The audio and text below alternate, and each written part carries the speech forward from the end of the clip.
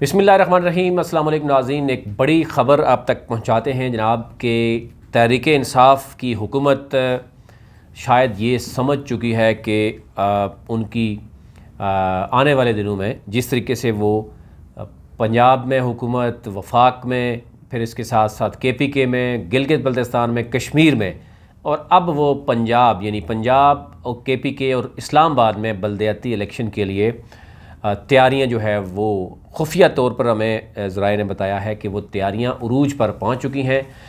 Lord mayor Lahore, اسی طرح راولپنڈی اور پشاور کے لیے ناموں پر ناموں پر غور بھی کیا جا رہا ہے، اور اس میں کچھ وفاقی وزراء کے نام بھی شامل ہیں، وہ آپ کے سامنے رکھیں گے کہ کون کون جو ہے وہ اس میں جو ہے وہ چاہ رہا ہے۔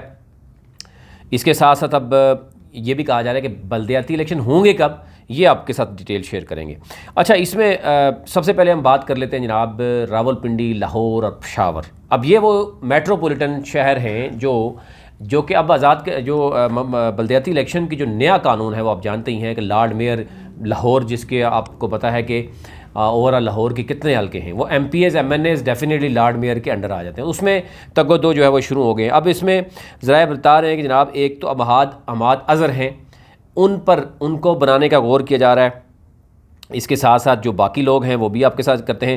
وزیر بلدیات جو ہیں میاں محمود الرشید، وہ بھی اس حوالے سے بڑے اہم میٹنگیں کرنی شروع کر دی ہیں انہوں نے بھی۔ اور اسی کے ساتھ ساتھ اگر ہم بات کریں تو جو صوبائی وزیر ہیں میاں اسلم اقبال، وہ بھی جو ہے وہ اس چکر میں پڑ چکے ہیں۔ اور اس کے ساتھ ساتھ اگر ہم دیکھیں تو ایک اور نام ہے کیا کہتے ہیں جناب LDA کے SM عمران، ان کا نام بھی زیر غور ہے کہ یہ وہ لوگ ہیں جو اپنے اس وقت جو ہے وہ سکے یا اپنے جو ہے وہ پتے شو کر رہے ہیں اور کوشش کر رہے ہیں کہ اپنی پاورفل جو ان کی اپنی لابنگ ہے ان کے ذریعے نام جو ہے لارڈ میئر کے لیے لایا جائے۔ یہی صورتحال ہمیں راولپنڈی میں بھی نظر آ رہی ہے۔ راولپنڈی میں بھی جو یعنی عامر کیانی سمیت دوسرے جو لوگ ہیں وہ یہ سمجھتے ہیں کہ جناب اگر بلدیاتی الیکشن میں پاورز دی جائیں گی، پیسہ ہوگا، بلدیات مضبوط ہوں گی، تو ڈیفینیٹلی ہر ایک کی خواہش ہے کہ جناب وہ بھی اس میں جائیں۔ اور یہ کہا جا رہا ہے کہ اب لاہور، راولپنڈی، پشاور کے ناموں کے لیے حتمی باقاعدہ طور پر جو ہے وہ نام سامنے آئے گا، وزیراعظم سے منظوری لی جائے گی، کیونکہ آپ نے دیکھا ہوگا کہ اب ایک ٹیم پوری نکلے گی، یعنی لارڈ میئر ہے یا راولپنڈی کا ہے یا پشاور کا میئر ہے، جو بھی نام ہوگا اس کے ساتھ ایک پوری یعنی جو آپ کا ٹیم ہے اس کے بارے میں یعنی وہ آئے گی، میدان میں آئے گی۔ پہلے کی طرح یہ الیکشن نہیں ہوں گے، وہ الیکشن کے اوپر الگ سے ایک آپ سے ڈیٹیل میں پہلے بھی ہم نے ایک ویڈیو کی تھی، دوبارہ سے آپ سے شیئر کریں گے۔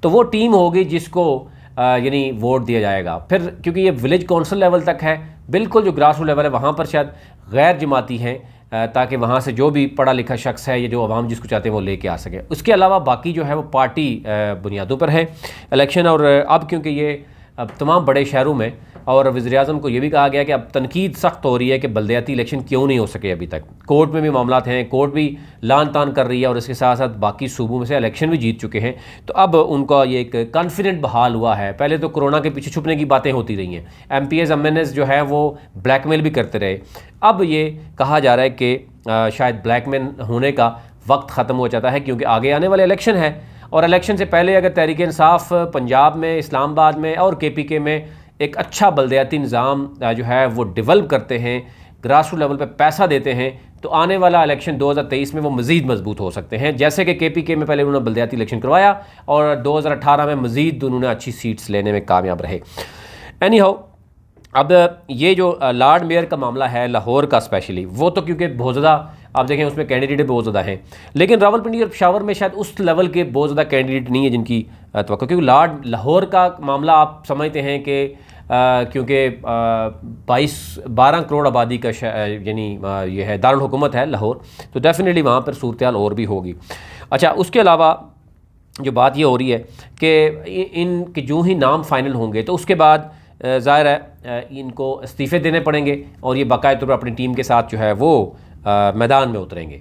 और इसमें कुछ ये भी बताया जा रहा है, हमने कुछ करने की कोशिश की है, यानी इलेक्शन कमीशन से, इलेक्शन कमीशन ने भी ये कहा कि बिल्कुल बल्दियाती इलेक्शन जो है वो होंगे, और उसके हवाले से तमाम तर जो इक़दामात हैं इलेक्शन कमीशन बिल्कुल एब्सोल्युटली रेडी है। इलेक्शन कमीशन की तरफ से कोई ताख़ीर नहीं की जा रही। ताख़ीर जो है वो हुकूमतों की तरफ से होती है। जहाँ उनको मर्ज़ी है वहाँ पे हुकूमतें अपने अपने इंतखाबात हो रहे हैं, और जहाँ पे वो नहीं चाहते वहाँ पे इंतखाबात नहीं होते। तो इसलिए इलेक्शन कमीशन तो रेडी है, अब हुकूमतों ने अपने अपने मामला देखने हैं। बलूचिस्तान हुकूमत ज़ाहिर है और सिंध हुकूमत को देखना होगा। बलूचिस्तान में तहरीक इंसाफ की वहाँ पर कोalition है, लेकिन सिंध में भी अभी फ़ैसला नहीं हो सका। तो सिंध हुकूमत ने अभी तक शायद अवाम के लिए जो है वो शायद कारकर्दगी नहीं दिखा सके, जो वो शायद पास से कोई माजी से कोई सबक हासिल नहीं कर सके। आल्दो की जितनी तनकीद हुई है मौजूदा हुकूमत ने भी की है, तो सिंध को एक मॉडल के तौर पर सामने आना चाहिए था, लेकिन वो ना तो कराची के मसाइल हल हो सके, ना अंदरून सिंध के हो सके, और ना ही बल्दियाती इलेक्शन और ग्रास लेवल पे आवाम की पावर शिफ्ट हो सकी। और जो ही अब इस्लामाबाद या KPK या लाहौर में पंजाब में इंतखाबात होंगे बल्दियाती, उसके बाद एक प्रेशर, बहुत बड़ा प्रेशर डेवलप होगा सिंध हुकूमत पर। और अगर सिंध हुकूमत उसके बाद इलेक्शन करेगी तो डेफिनेटली क्रेडिट जो है वो तहरीक इंसाफ लेगी कि हमारे बाद इन्होंने इलेक्शन करवाया, और यही सूरत बलूचिस्तान में होती। और अगर सिंध पहले कर लेती, पावर्स भी दे देती, तो शायद आज वो तहरीक इंसाफ को जो है वो तनकीद का निशाना बना सकती थी। तो ये ओवरऑल सूरत है जो आपके सामने रखी है।